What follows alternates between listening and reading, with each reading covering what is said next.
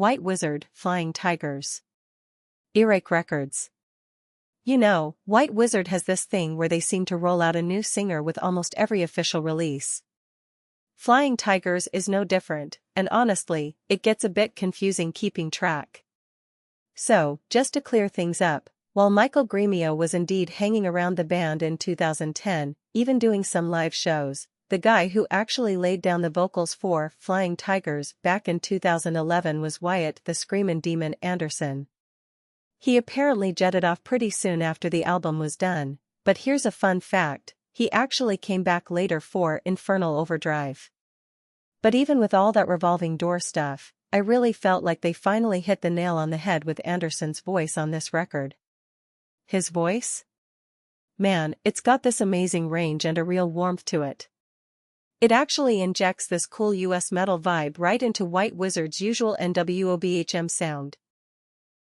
And get this, on a few tracks, the way he sings totally reminded me of Lizzie Borden, which adds this awesome, almost theatrical layer to the whole thing. Now, as for the music itself, it's kind of a mixed bag. You've got some absolute gems like the punchy Fight to the Death, the catchy West LA Nights and Night Stalker, which seriously sounds like something Riot would have cooked up, super cool. Fall of Atlantis is another solid one. But then, you run into some tracks that just feel, well, a bit meh, or even plain boring. Demons and Diamonds is the big culprit here, it's over 9 minutes long, and honestly, it just drags and repeats itself. Plus, the album starts off with a bang, but as you get closer to the end, it just loses steam. You can tell that Flying Tigers was White WIZZARD trying to shake things up and throw some new elements into their sound. They've definitely got the talent, but it's hit or miss with how well those new ideas land.